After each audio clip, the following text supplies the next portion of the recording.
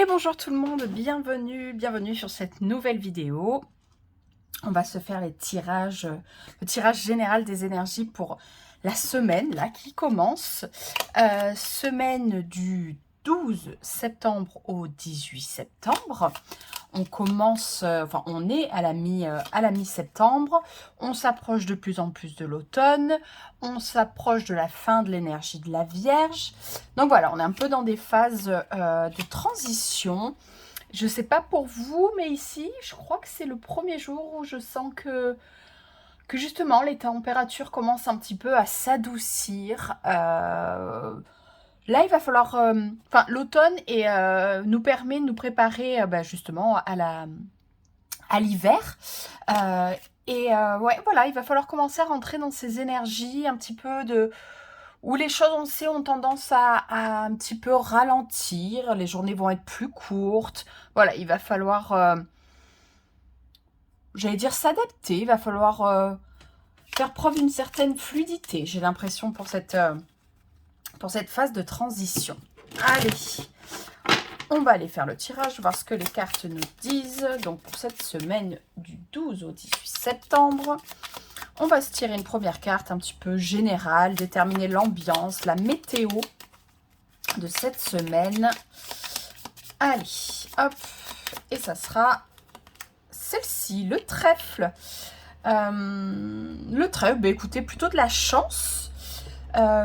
On est dans une énergie où on peut se poser la question justement, est-ce que la chance c'est quelque chose qu'on provoque?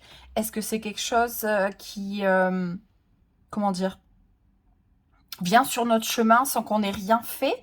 Qu'est-ce qui vraiment détermine la chance? Qu'est-ce qui va faire qu'on est chanceux avec ce trèfle? Est-ce que c'est...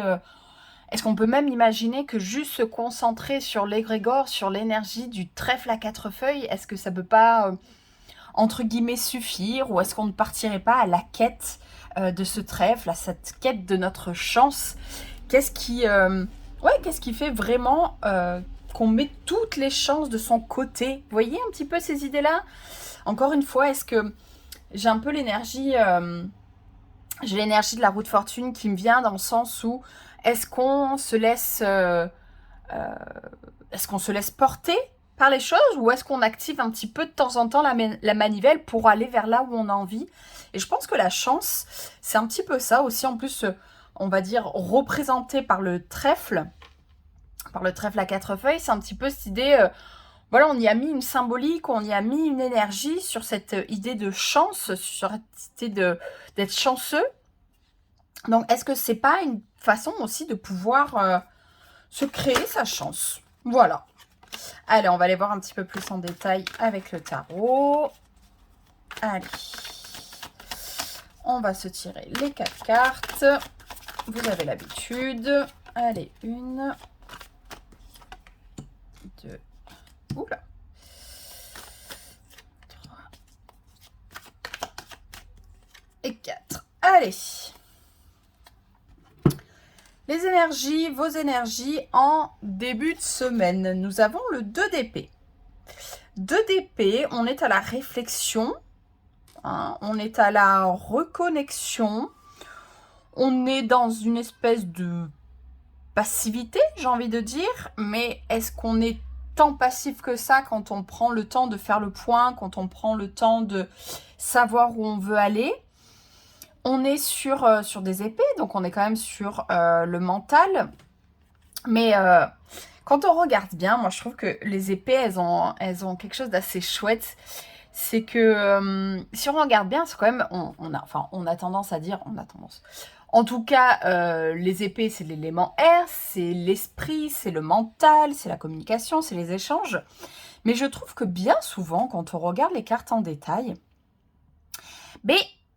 finalement, c'est quand même très lié à nos émotions. Comme vous pouvez voir, elle est quand même dans ce fond d'eau. L'eau est liée au niveau de la symbolique aux émotions. C'est pas la tempête de ouf, mais voilà, il y a quand même des petites choses qui s'agitent, il y a quand même des petites choses qui se passent. Donc c'est vrai que cette espèce de ce qu'on voit au premier plan, l'esprit, cette espèce, elle est quand même relativement fermée. Je vois presque une idée de protection. parce qu'il se passe des choses à l'intérieur qu'on a besoin de faire le point. Il y a des moments comme ça où en fait quand on sent que on n'est pas forcément encore au point où tout s'agite, au point on va dire de rupture, mais il y a des moments dans la vie où on sent que là il faut s'en occuper. Et j'ai l'impression que ce 2 d'épée, il vient dire ça en fait, qu'il est temps de s'occuper de certaines choses, de refaire le point, d'un petit peu se protéger, se refermer sur soi et ouais, vraiment dans cette idée de faire le point et de savoir vers là où on veut aller pour, ouais, comme je vous disais, connecter à nos émotions. Alors, le potentiel positif de cette semaine, l'As de Pentacle, ok. Là, j'ai de nouveau l'idée, l'énergie là du trèfle, de ce que j'appelais la chance. Là, on peut y voir potentiel positif, un grand potentiel positif, une main tendue qui nous propose un projet, une idée, une graine qu'on veut planter. Alors, l'idée est repartie aussi vite qu'elle est venue, donc c'est intéressant. Oui, donc effectivement, ça y est, ça me revient. Effectivement, vu qu'on est quand même dans l'énergie de l'As, on est dans une énergie de projection, les choses restent quand même dans une espèce de flou. Oui et non, en tout cas, les bases concrètes ne sont pas encore posées. Et j'ai l'impression que c'est pour ça aussi qu'on a ce 2 d'épée. Comme je vous disais, c'est l'opportunité de faire le point. Cette opportunité qui se présente, c'est ce qu'on pourrait percevoir comme un coup de chance. Qu'est-ce que ça... Est-ce qu'on en a envie? Est-ce qu'on veut choisir ce chemin? Comme je vous disais, la chance, ben, c'est quelque chose qu'on peut aussi choisir parce qu'on fait des choix tout le temps. Et on peut aussi face à une opportunité où on se dit, on peut se dire aussi, tout ce qui brille n'est pas d'or. Oui, cette pièce, elle est très reluisante. Oui, cet as de pentacle, il brille de mille feux. Mais on peut se poser la question aussi, est-ce qu'on est prêt à ce potentiel? Parce qu'on peut pas toujours être prêt. On peut être face à quelque chose de très beau et une super belle opportunité et on peut ne pas forcément se sentir prêt. Donc voilà. Donc il y a un potentiel très positif. Il y a cette idée pour moi là, de chance, de coup de chance, de petites choses qui viennent sur notre chemin qui suscitent qui suscite notre potentiel, qui suscite une énergie plutôt positive. Mais voilà, j'ai l'impression que on peut aussi se permettre de se poser les bonnes questions face à tout ça. Le challenge qu'il y aura à dépasser, le 7 d'épée. Là, comme on peut voir, on est un peu plus dans le mouvement par rapport à ces épées. Là, il y a une espèce de progression. On a de nouveau ouvert les yeux. On est de nouveau en déplacement. 7 d'épée, pour moi, là, il vient me parler, effectivement, et c'est peut-être pour ça qu'on a besoin de faire le point, c'est des blessures, trahisons, du passé, les choses qui ne seront pas forcément bien déroulées, justement face aux opportunités. C'est qu'à un moment donné, il s'est peut-être passé certaines choses dans votre vie, dans votre parcours, dans vos expériences, qui font que ça a suscité une certaine méfiance. Du coup, là, ce qui me fait penser avec cette tasse de pentacle entourée par ces épées, c'est le mental, on peut le diriger de 2 façons. Soit on l'utilise à bon escient pour mettre au point nos émotions, pour mettre au point ce qu'on ressent, pour se reconnecter à soi. Soit le mental, on l'utilise pour imaginer les pires scénarios, pour se dire ça s'est passé comme ça avant, ça va forcément se reproduire, ça va être des schémas répétitifs, moi je préfère me tailler, faire les choses de mon côté, non, moi sans ça je n'en veux pas. Donc voilà, il y a un petit peu cette idée de ne pas tomber en challenge, de ne pas tomber dans une espèce de peur, de se bloquer au niveau du mental et de se dire c'est sûr, ça va mal se passer. Non, peut-être qu'il y a besoin de faire le point et c'est ok. Peut-être que ça peut mal se passer. Ça peut évidemment être une option, on va dire. C'est bien sûr qu'on est face à une opportunité, surtout comme là je disais l'as de pentacle qui n'est pas quelque chose de vraiment posé. On peut prendre le temps de poser sa liste des pour et des contre. Mais on ne reste pas uniquement sur les contre, on prend le temps de faire cette liste. Votre énergie en fin de semaine, roi de coupe. Ok. Roi de coupe. Et clairement, en tout cas, cette opportunité, ce projet qu'on vous propose, ça va toucher votre émotionnel. Hein. Comme je vous disais, là, on a quand même cette base où là, la mer est plutôt calme, hein, l'eau est plutôt calme. Là, on finit quand même sur une mer assez agitée. La différence, c'est qu'on a ouvert les yeux. C'est que là, on est dans une posture beaucoup plus d'ouverture. Donc, ça me laisse penser que quand même, sur cette fin de semaine, il y a, comment dire, il y a justement une prise de conscience que dans une décision, l'émotionnel est aussi à prendre en compte. Que comme je vous disais un petit peu sur cette liste des pour et des contre, on peut pas lister que les choses factuelles.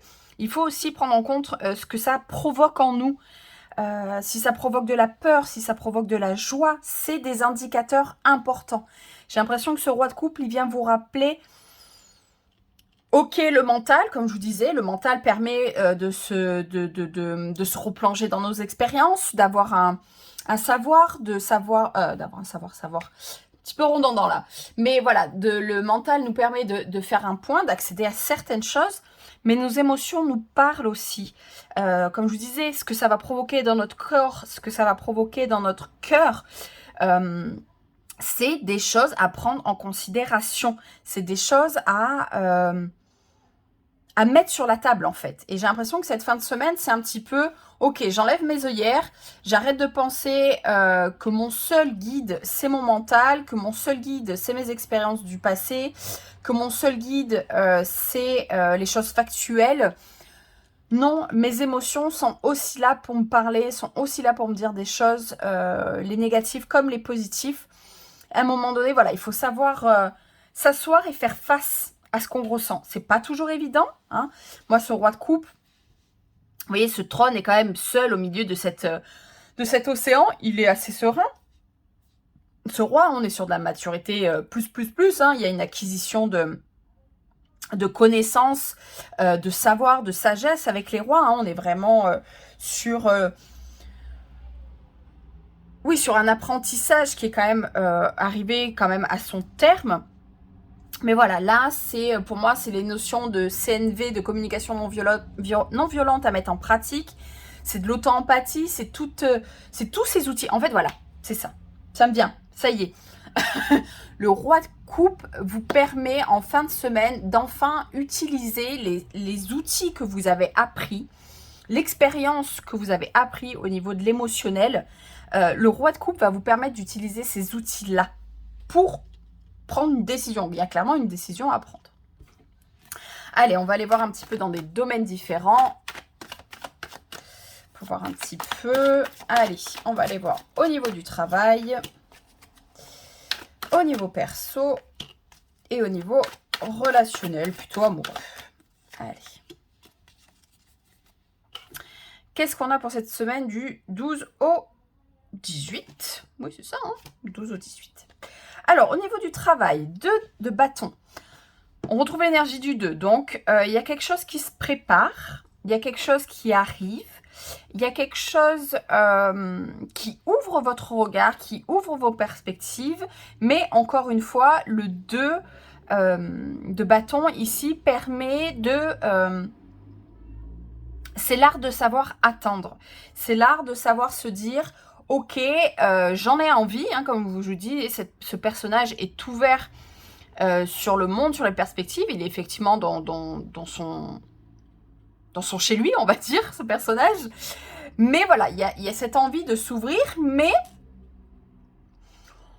voilà, on prend le temps de poser les bonnes questions, on prend le temps de savoir ce que ça suscite vraiment en nous. Voilà, c'est pour moi... C'est vraiment, comme je disais, l'art de savoir attendre, l'art de savoir préparer le terrain. Donc, au niveau professionnel, c'est général, ça peut être pas mal de choses. Ça peut être une nouvelle opportunité, un nouveau travail qui demandera peut-être de se déplacer, de changer d'endroit. En tout cas, j'ai l'impression que c'est quelque chose, une opportunité... qui va avoir des conséquences. C'est pas juste c'est vraiment pas anodin. Je pense que c'est vraiment, au niveau pro, c'est vraiment une opportunité à vraiment prendre en considération. Hein. Enfin, voilà, enfin, ça paraît évident avec ce que j'ai dit de façon générale au début, c'est que voilà, il y a vraiment une opportunité qui est, j'ai envie de dire, qui est pas anodine. Je sais pas comment exprimer ça. J'ai l'impression que c'est pas une opportunité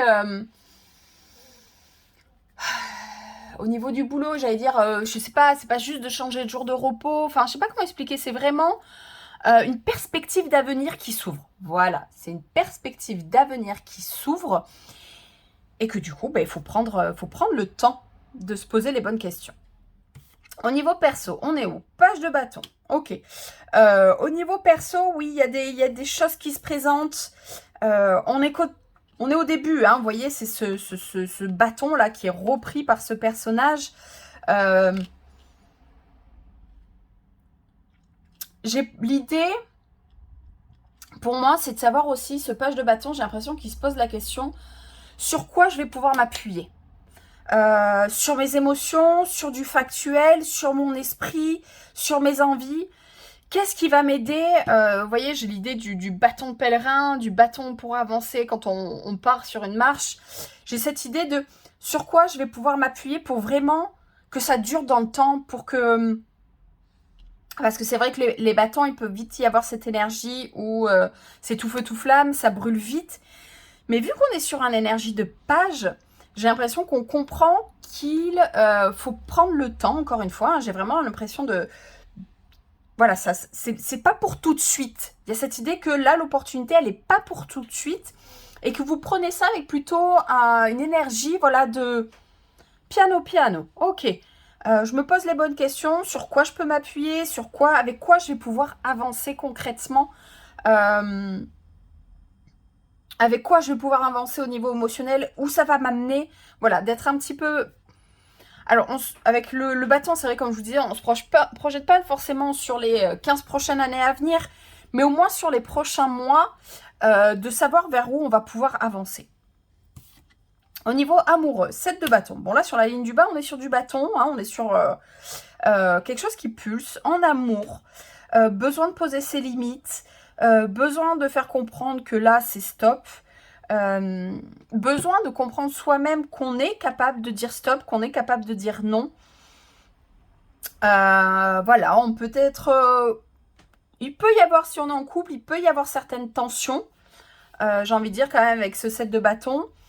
On est peut-être, voilà, sur de la protection aussi au niveau des énergies extérieures. Vous savez, des fois, on a aussi besoin de protéger son couple, de se détacher un petit peu des influences extérieures, de savoir dire non justement aux influences extérieures. Je sais pas, j'ai l'idée par exemple de la belle famille, là, ou de notre propre famille, hein, de se dire, ben là, non, c'est stop, c'est mon territoire, c'est mon intimité, vous ne rentrez pas, vous n'y allez pas. Mais voilà, ça peut être tellement de situations pour un célibataire, c'est se dire, je sais pas, moi, vous êtes sur les réseaux sociaux, c'est sur les réseaux sociaux, sur les sites de rencontres, c'est être capable de dire, là, non, c'est stop, toi, je te veux pas, c'est être capable aussi de se dire, de comprendre sa valeur, de comprendre ce qu'on mérite et de se dire, ben non, ça, j'en veux pas, non, ça, c'est pas fait pour moi. Voilà, c'est vraiment, ouais, être capable de se positionner. Le set de bâton, on se positionne. Et on y tient, et on y va, et on se laisse pas marcher dessus. Bon, ben une semaine, comme je vous disais, où on se... Voilà, on a cette opportunité, hein, qui nous permet de nous projeter un petit peu dans l'avenir, de voir un petit peu vers quel chemin ça nous mène. Et puis, il n'y a plus qu'à, hein. Il n'y a plus qu'à avancer après, hein. Allez, on va aller se faire 3 dernières cartes d'oracle pour que vous puissiez avoir un message, on va dire, un petit peu plus personnalisé, parce que ça reste des tirages généraux.